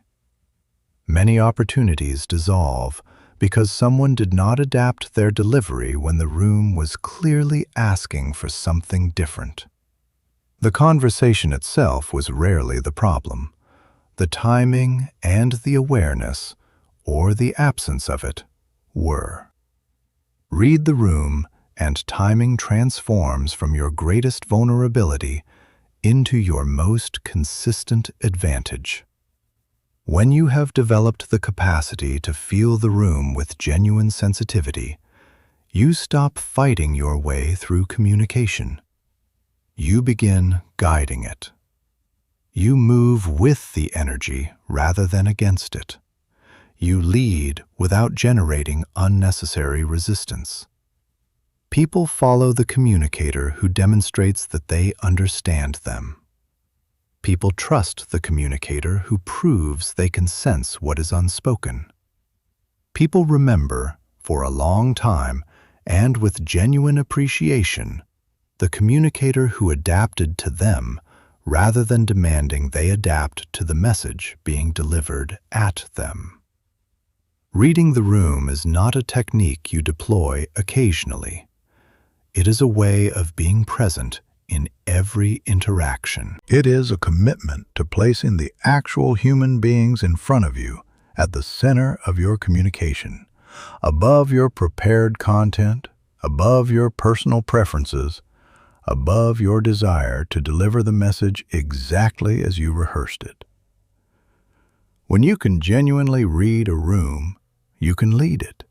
And when you can lead a room, your influence extends far beyond the conversation itself, into the decisions people make after they leave, into the stories they tell about the exchange, into the way they speak about you when you are no longer present. Speak with awareness.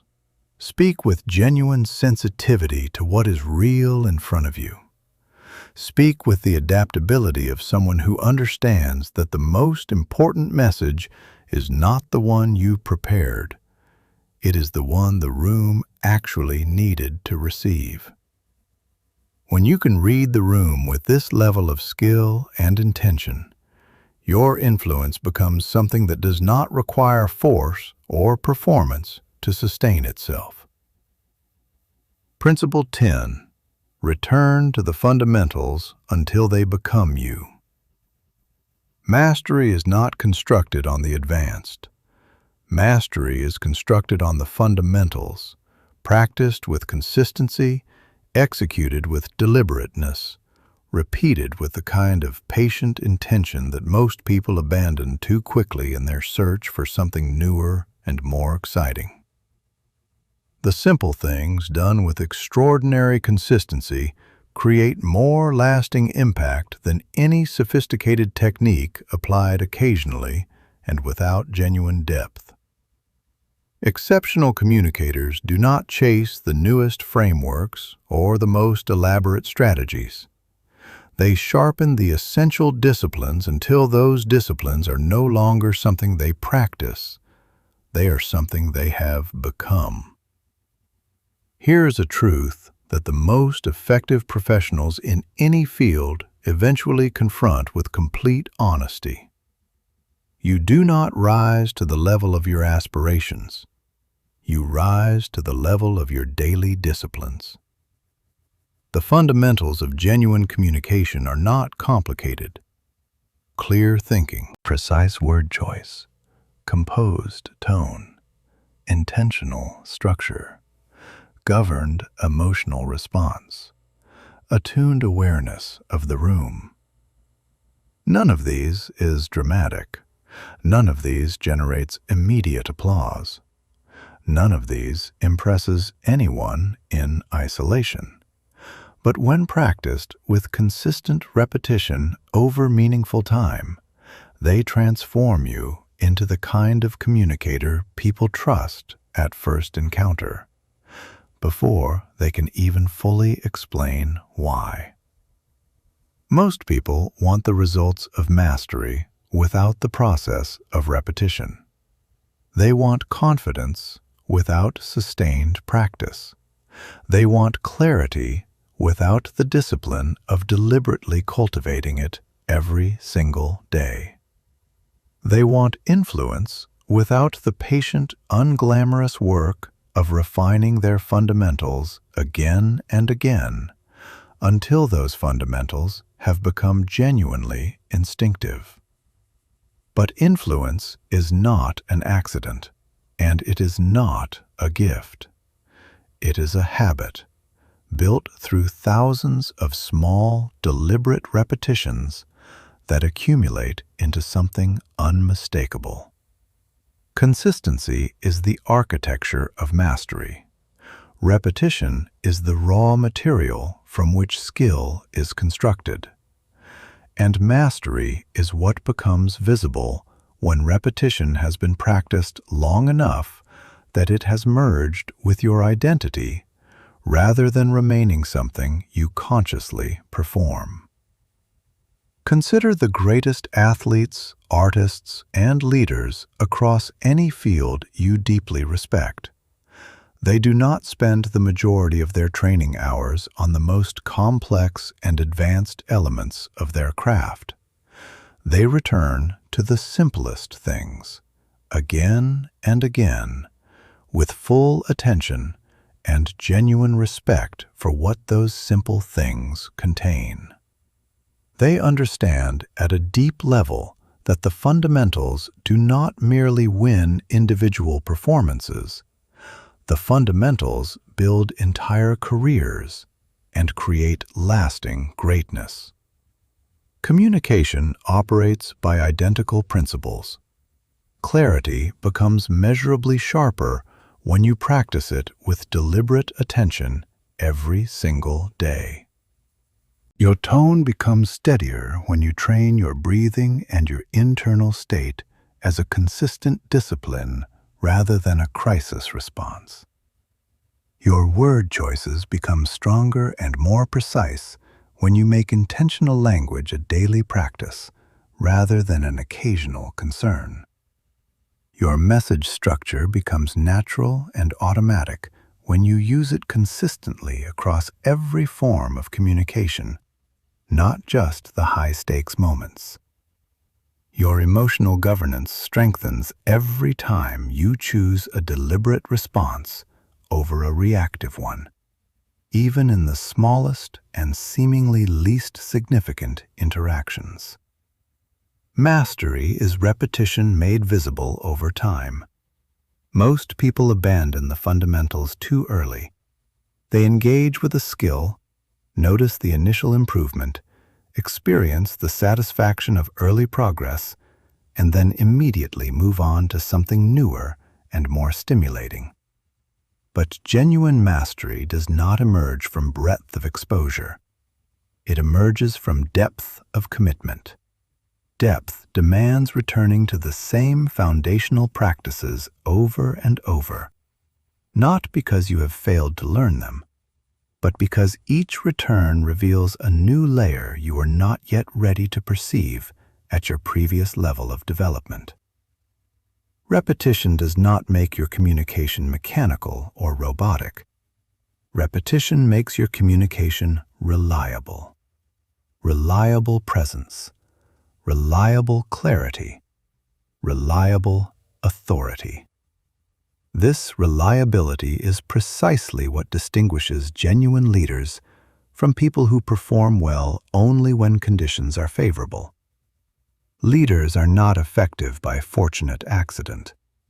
Leaders are consistent because they have developed a relationship of genuine respect with the basics, a respect that most people never fully cultivate. Every time you practice a fundamental with real attention, you strip away a layer of hesitation. You remove a degree of self-doubt. You dissolve another particle of internal uncertainty. You reinforce the foundational stability required to communicate with genuine influence when the stakes are real and the pressure is present. Repetition builds confidence, not the loud, performative kind that collapses under pressure, but the quiet, deeply grounded kind that others feel the moment you begin to speak. The kind that communicates without announcement. I have been here before. I know who I am in this moment. I trust what I have built inside myself. Mastery does not announce itself dramatically. Mastery is quiet, steady, and almost invisible in the moment of its operation. You do not observe mastery being built day by day. You recognize mastery when you look backward across a meaningful span of time and understand with sudden clarity how far you have genuinely traveled. Every expert was once a complete beginner who made one essential decision: to refuse to abandon the fundamentals when they stopped feeling exciting. Every leader became a leader through the unglamorous, deeply rewarding practice of returning to the same core principles until those principles stopped being things they did and became simply who they were. Mastery is the natural reward of sustained repetition. But repetition demands patience of a particular quality. Patience that understands that meaningful growth is not always immediately visible. Patience that trusts the process even when daily practice feels tedious rather than inspiring. Patience that recognizes the fundamentals as seeds that require consistent attention long before they produce visible fruit. The basics create momentum beneath the surface. That momentum eventually produces confidence. Confidence produces presence. Presence produces influence. And influence compounds with a consistency and depth that no shortcut can replicate or replace. If you are committed to influencing people consistently and meaningfully, you must commit to training your fundamentals consistently and without exception. You must show up for the basics, even when they feel repetitive and unexciting. You must practice clarity, even in the moments when you believe you are already clear enough. You must practice emotional governance, even in the conversations that feel comfortable and low pressure. You must practice structural intentionality, even in exchanges that seem too small to warrant that level of care. Because the moment you stop attending to the basics with full respect and intention, your influence begins a gradual decline that is difficult to detect until it has already cost you something significant. Repetition carries a benefit that most people do not anticipate. It exposes the blind spots that remain invisible at lower levels of practice. Each time you return to a foundational skill with genuine attention, you uncover a new dimension of it that was not accessible to you before. You notice a subtle inconsistency in your tone that you had not previously detected. You become aware of a filler phrase that has been quietly undermining your authority without your knowledge. You discover a specific moment in your delivery where your clarity softens in a way that creates unnecessary confusion. The fundamentals keep revealing new layers as you keep developing. That is why they never become obsolete. The stronger and more sophisticated you become, the more the basics matter, because you are now applying them at levels of subtlety and precision that were entirely beyond your reach when you first began. Influence is not assembled in a single breakthrough moment. Influence is built in thousands of small, unglamorous repetitions, many of them invisible to everyone except the person doing the quiet, disciplined work. Even one dedicated minute each day devoted to practicing clarity, composure, or structural intention becomes genuinely transformative when repeated across weeks, months, and years. Small disciplines practiced with extraordinary consistency consistently outperform dramatic efforts applied sporadically. That is the secret the most effective communicators understand, and the most impatient ones perpetually miss. Your fundamentals are your anchor in every situation that matters. No matter how chaotic or unpredictable the moment becomes, you can return to them and find solid ground. No matter how significant the pressure feels, the basics steady you in a way that no advanced technique can replicate. No matter how high the stakes climb, the fundamentals hold you in position and allow you to perform at your actual level rather than being pulled below it by anxiety and self-doubt. This is why truly great communicators rarely appear rattled, even in genuinely high-pressure situations. They trust their fundamentals because their fundamentals have been genuinely earned through real repetition. They trust their preparation because their preparation is not a performance assembled for a specific occasion, but a living reality built into who they are. They do not need to consciously think about clarity in the moment, because clarity has been practiced until it operates automatically. They do not need to deliberately remind themselves about their tone, because tone has been trained until it is part of their natural expression. The fundamentals have been practiced until they became instinct, and instinct operating under pressure is the highest visible form of mastery that human beings can develop. When the fundamentals become instinct, your full potential becomes consistently accessible, not just on your best days, not just when conditions are perfect, but in every room, every conversation, every moment that calls for your genuine best. You stop second-guessing yourself. You stop hesitating at the threshold of important moments.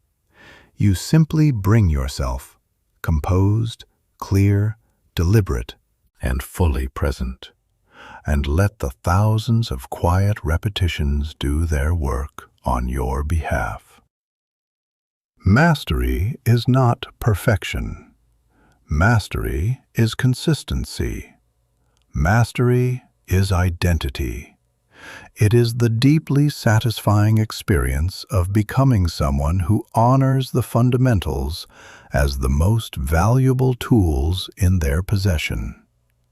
Repeating the basics is not a beginner's practice. Repeating the basics is the practice of every genuine professional who has understood at the deepest level that there is no arrival point, only a continuously deepening relationship with the essentials that made everything else possible. Now, as this journey moves toward its close, leave the number 888 in the comments if these 10 principles have genuinely shifted something real in the way you understand your own voice, your own presence, and your own potential for influence. In the language of resonance and universal flow, 888 represents infinite momentum, the energy of something that has been set in motion and will continue to compound without limit. If that is what you feel moving inside you right now, let this community witness it. Do the fundamentals until they become part of your most natural expression. Do them until they are no longer a practice you maintain, but a reality you inhabit. Do them until clarity, composed authority, and genuine influence flow from you not as something you are trying to achieve, but as something you simply are. Return to the fundamentals, and mastery will no longer be something you are pursuing. It will be something you are embodying in every word, every pause, every room, every conversation that matters. A final word. Every genuine journey of transformation reaches a moment where the lessons stop being information and begin being identity, where the principles stop being things you know and begin being things you are. This is that moment, if you are willing to let it be. You have moved through clarity, composed authority, precise language, structural leadership, action-oriented communication, emotional tone mastery, trust built through honesty, the deliberate force of silence, the awareness required to read and lead any room, and the foundational discipline of returning to the essentials until they become instinct. You have encountered each of these not as abstract concepts, but as living practices, disciplines that are available to you in every conversation you will ever have from this moment forward. At the center of everything shared here, there is one truth that holds all of it together. When you develop the way you speak, you develop the way you live. The voice you bring into the world is not merely a communication instrument. It is a direct reflection of your inner reality. It is the primary means through which other people encounter your thinking, your values, your intentions, and the depth of your actual confidence. You are not simply refining a professional skill through this work. You are genuinely reshaping your identity at a level that will continue producing results long after this experience is complete. You now understand that genuine influence does not require volume or performance or the kind of dramatic self-presentation that exhausts both the speaker and the listener. Influence is clear. Influence is intentional. Influence is steady and grounded and deeply human. Your voice carries real weight when your mind holds real clarity. Your presence becomes genuinely compelling when your tone becomes genuinely composed. Your message becomes trustworthy when your words become precisely honest. Your leadership becomes visible and real when your direction becomes unmistakably clear. What you have built here is more than a collection of techniques. You have begun constructing a new way of showing up in every room you enter and every exchange you participate in. A new way of processing thought before expressing it. A new way of governing the emotional frequency of your voice. A new way of selecting words that carry the full weight of what you actually mean. You have learned how to remain steady when others around you are losing their balance. How to remain composed when emotional intensity rises. How to pause when every instinct is pushing you to rush. How to sense what the room genuinely needs and meet it there. How to speak as someone who knows with complete groundedness who they are and why their voice matters. But mastery is not a destination you reach and then maintain without continued attention. Mastery is a living practice. Everything you have developed through this experience grows stronger every time you actively use it. Every conversation becomes a new opportunity to deepen your clarity. Every meeting becomes a fresh chance to lead with composed presence. Every moment of deliberate silence becomes a canvas for real, lasting impact. Every decision to choose purposeful expression over impulsive reaction strengthens the very foundation you have been constructing. The fundamentals are your anchor. Return to them consistently. Allow them to steady you in difficult moments. Allow them to sharpen your edge when complacency begins to settle. Allow them to continuously shape your voice into a tool of influence that serves not only your own growth, but the people who trust you enough to listen and to follow. And carry this with you as the final truth of this entire experience. Your voice is a responsibility as much as it is a capacity. Because people do not only process your words, they feel the intention behind them. They sense your clarity or the absence of it. They sense your genuine conviction or the performance of it. They sense your steadiness or the fragility underneath it. When you speak with real clarity, you offer those around you real clarity. When you speak with genuine honesty, you create genuine safety in the people listening. When you speak with grounded strength, you extend real courage to those who needed someone to demonstrate it was possible. When you speak with composed authority, you give direction to people who were waiting for someone they could trust to provide it. Your voice can become a place people trust, not because you performed trustworthiness, but because you built it through consistent, honest, deliberate communication over time. Your presence can become a place people genuinely rely on. Your message can become the catalyst for action, understanding, and meaningful change in the lives of people you may never fully realize you affected. This is the kind of communicator that people remember long after conversations end. This is the kind of communicator who influences not by demanding it, but by embodying it so completely that influence becomes the natural and inevitable result of their presence.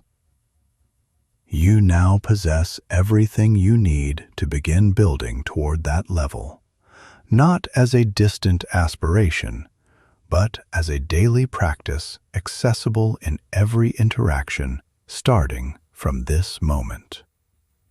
Every word you choose from here forward can either reinforce an older, smaller version of your communication, or construct the version you have been developing throughout this entire experience. That choice belongs entirely to you. You make it with every sentence. You make it with every deliberate pause. You make it with every breath you take before speaking. If you want to go further, and everything about the fact that you are still here suggests that you do, return to the principles that challenged you most. Revisit the chapters that activated something real. Practice the fundamentals with greater depth and patience than you have practiced anything before. Let repetition become your most reliable advantage. Let consistency become your most visible signature. The version of you that speaks with genuine confidence, real precision, honest clarity, and the kind of influence that moves people without pressure, that version is not a distant possibility. It is already forming. It forms in the quiet practices you commit to every single day, in the moments when you choose deliberate clarity over convenient confusion, when you choose composed authority over anxious urgency, when you choose the strength of honest, precise language over the false safety of vague, uncommitted expression. You are not simply learning to speak more effectively. You are learning to lead in conversations, in rooms, with other people, and most fundamentally, with yourself. Your voice is where all of it begins. So take this with you. Speak with intention. Speak with clarity. Speak with the composed, grounded strength that genuine practice builds over time. Speak like someone who understands that their voice, your voice, has the genuine capacity to shape understanding, create movement, and contribute something real and lasting to the world around them. This is your beginning, and your voice is the instrument through which everything that follows will be built.